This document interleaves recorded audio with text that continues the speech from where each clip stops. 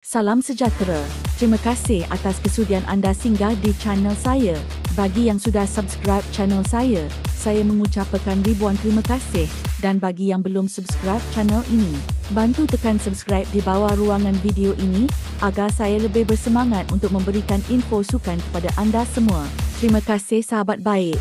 Faktor komersial termasuk kewangan mempengaruhi usaha Harimau Malaya untuk mendapatkan aksi persahabatan berkualiti. Perkara ini digariskan oleh Ketua Pegawai Eksekutif CEO Harimau Malaya, Rob Friend, kepada wartawan Astro Arena, Zulhilmi Zainal Azam. Friend berpandangan bukan mudah untuk membawa pasukan yang memiliki nama besar untuk datang ke Malaysia.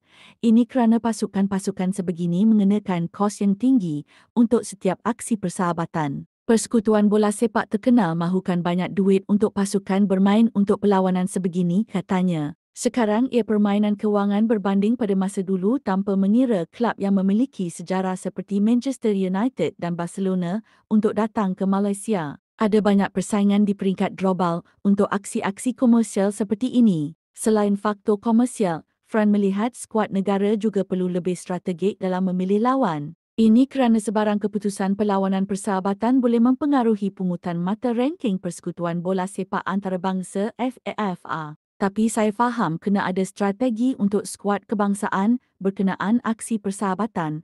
Objektif kita ialah menaikkan ranking FIFA. Kita kena strategik dalam memilih siapa lawan kita, ujarnya. Bermain menentang Argentina bukan satu strategi yang tepat.